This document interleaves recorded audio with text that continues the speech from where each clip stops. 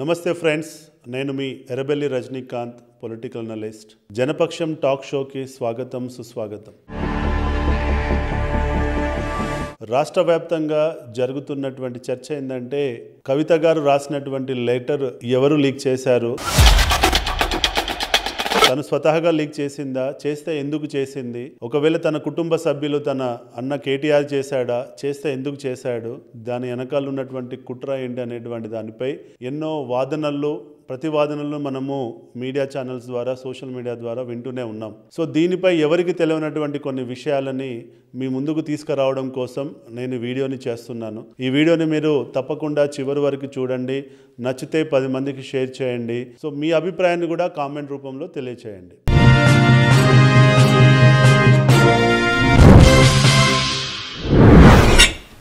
So ఇక విషయానికి వచ్చినట్లయితే, కల్వకుంట్ల కవిత గారు లెటరు లీక్ వెనకాల ఎవరున్నారు అన్నది కనుక మనం విశ్లేషించినట్లయితే, కేసీఆర్ అయి ఉండొచ్చు, నెంబర్ 2లో సంతోష్ అయి ఉండొచ్చు, నెంబర్ 3లో కేటీఆర్ అయి ఉండొచ్చు, నెంబర్ 4లో కవితనే తన లెటర్ తనే రిలీజ్ చేసుకునే అవకాశం ఉంది. ఫస్ట్ మనము కేసీఆర్ ప్రమేయం ఉందా లేదా అనేది కనుక మనం విశ్లేషించినట్లయితే, కేసీఆర్ ఎందుకు ఈ లెటర్ని బయట పెడతాడు? ఎందుకంటే ఆ లెటర్లో మనం చూసినట్లయితే కొన్ని కేసీఆర్ తను స్వయంగా చేసినటువంటి తప్పులన్నీ తను ఎత్తి చూపడం జరిగింది. ఈ లెటర్ బయటకు వస్తే ప్రజల్లో తను చేస్తున్న దాన్ని తన కూతురే ప్రశ్నించింది అనేటువంటి విషయం ప్రజల్లోకి వెళ్తుంది కాబట్టి తను ఆ రిస్క్ తీసుకుంటాడని చెప్పి నేను అనుకోవట్లేదు. రెండోది, తన సొంత కూతురే కలిసి చెప్పాల్సిన విషయాన్ని లెటర్ ద్వారా చెప్పింది అన్న విషయం ప్రజల్లోకి వెళ్తే తనకి తన కూతురికి మధ్యలో గ్యాప్ ఉందన్నది ప్రజల్లోకి వెళ్ళడం కేసీఆర్ దాన్ని జీర్ణించుకోలేకపోవచ్చు. కాబట్టి కేసీఆర్ ఈ విషయాన్ని, తన లెటర్ని బయటికి పెట్టి ఉంటాడని నేను అనుకోవట్లేదు. అంటే మీనింగ్ ఏంది?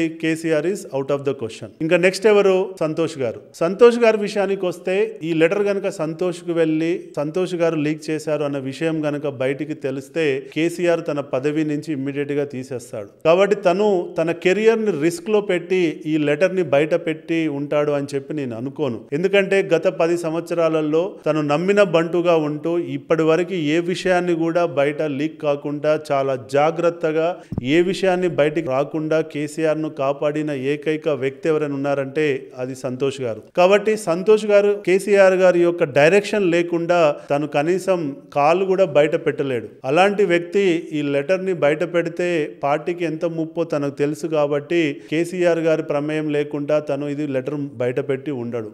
అంటే సంతోష్ గారు ఈ లెటర్ బయట పెట్టలేదన్నది వాస్తవం. ఇంకా మిగిలింది కేటీఆర్ విషయానికి వస్తే, కేటీఆర్ తను ఈ లెటర్ చదివినాక పిలిచి మాట్లాడి ఉంటాడు కావచ్చు, కానీ లెటర్ బయట పెట్టడానికి ప్రయత్నం చేయడు. ఎందుకంటే ఇది పార్టీ యొక్క మనుగడని ప్రశ్నించేటువంటి ఉత్తరం కాబట్టి, అంతేకాకుండా కేసీఆర్ క్రెడిబిలిటీని ప్రశ్నించేటువంటి లెటర్ కాబట్టి డెఫినెట్గా దాన్ని బయట పెడతాడని నేను అనుకోవట్లేదు. అంతేకాకుండా అది బయట పెట్టి సొంత చెల్లని దూరం చేసుకుంటాడని చెప్పి నేను అనుకోవట్లేదు. ఎందుకంటే ఈ మధ్యలోనే ప్రెస్ మీట్లో చెప్పాడు, నేను చాలా ఇంటెలిజెంట్ అని. కాబట్టి ఒక ఇంటెలిజెంట్ కేటీఆర్ ఇది చేస్తాడని చెప్పి నేను అనుకోవట్లేదు.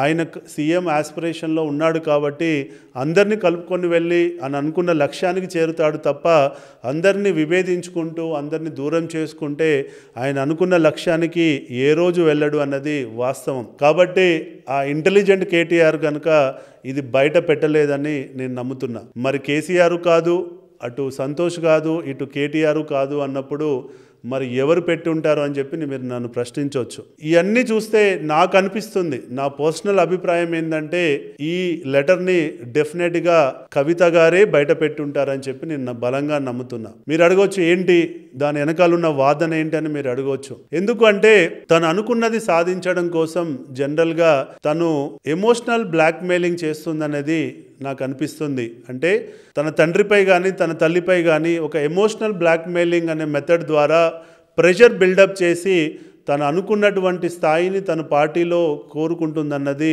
నేను అనుకుంటున్నా. అంటే తను చూస్తే ఈ మధ్యలో చాలా రోజుల నుంచి పార్టీలో తనకు కావలసిన గుర్తింపు దక్కడం లేదు, తనకు ఎక్కడ ఇంపార్టెన్స్ ఇవ్వట్లేదు, తనను పిలిచి ఎక్కడ ప్రెస్ మీట్లు పెట్టమనట్లేదు, తనకు అసలు ప్రోగ్రామ్ స్కెడ్యూలే కూడా తనకు రావట్లేదు అని చెప్పి చాలా సందర్భాలలో తన అసంతృప్తిని చూసాం. అంతేకాకుండా ఈ మధ్యలో జరిగినటువంటి వరంగల్ సభలో ఇటు left side KCR, right side KTR ఉన్నాడు, కానీ ఎక్కడ కూడా బ్యానర్స్ పై కవిత గారి ఫోటో మనం చూడలేదు. అంటే పొమ్మన లేక పొగబెట్టినట్టు నా వారసుడు కేటీఆర్ అని చెప్పి కేసీఆర్ ఈ తెలంగాణ సమాజానికి చెప్పినటువంటి వాస్తవం. అలాంటి సందర్భంలో తన రాజకీయ మనుగడకే ప్రమాదం ఉంది కాబట్టి తన పార్టీలో తన పొజిషన్ని సెక్యూర్ చేసుకోవడం కోసం తను ఈ లెటర్ని తానే రాసి తనే యుఎస్ నుంచి వచ్చే ఒక రోజు ముందు తనే బయటపెట్టి ఉండొచ్చు అన్నది నేను అనుకుంటున్నా. ఎందుకంటే ఈ లెటర్ ద్వారా తనకి ఫ్యామిలీకి గ్యాప్ ఉందనేది చర్చ జరగాలి.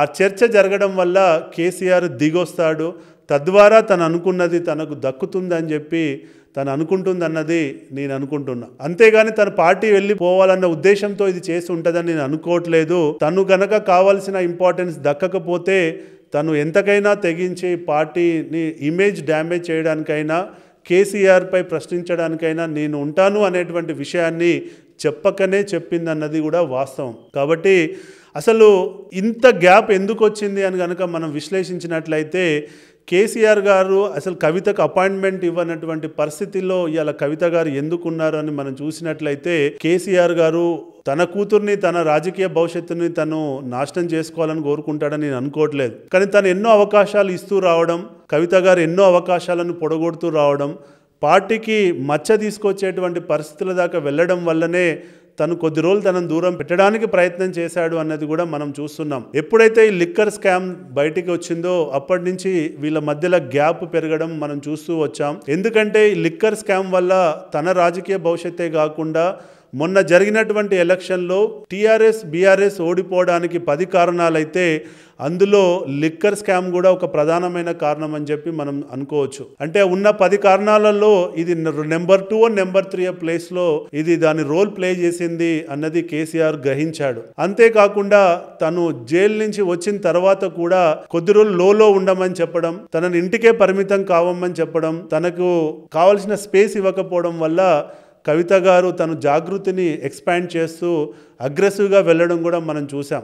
అంతేకాకుండా అసెంబ్లీ ఎలక్షన్స్ టైంలో కూడా తను అంత పెద్ద లిక్కర్ స్కామ్ డిస్కషన్ జరుగుతున్న సమయంలో కేసీఆర్ గారిని నాకు అసెంబ్లీ సీట్ ఇవ్వమని చెప్పి అడగడం, తను జగిత్యాల నుంచో లేదంటే నిజామాబాద్ అర్బన్ నుంచో లేదంటే ఆర్మూర్ నుంచో టికెట్ కావాలని కోరడం, కేసీఆర్ గారు దాన్ని వద్దు అని చెప్పి నిరాకరించడం, ఇది కూడా వాళ్ళ మధ్యలో చాలా గ్యాప్ తీసుకొచ్చింది. ఎందుకంటే తను ఎంపీ పోవడం కంటే ఇక్కడ ఎమ్మెల్యేగా గెలిచి మినిస్టర్ అయ్యి ఈ రాష్ట్రంలోనే తను ఒక సీఎం స్టేచర్కి వెళ్ళడం కోసం తను ఎమ్మెల్యేగా గెలవడం ముఖ్యం అని చెప్పి తను భావించింది అన్నది వాస్తవం. కాబట్టి ఇలాంటి సందర్భంలో కవిత గారు అడగడం, కేసీఆర్ గారు రిజెక్ట్ చేస్తూ వెళ్ళడం, ఇలాంటి సందర్భాలన్నీ కవిత గారికి కేసీఆర్ గారికి మధ్యలో గ్యాప్ తీసుకొచ్చాయన్నది మనం గ్రహించవచ్చు.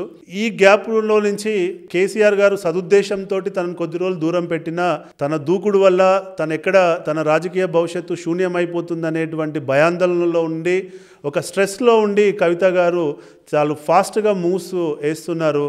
అయితే దానివల్ల తనకే ప్రమాదం తప్ప ఏముండదు, తను రాంగ్ డైరెక్షన్లో వెళ్తుందన్నది కూడా నా ఆలోచన.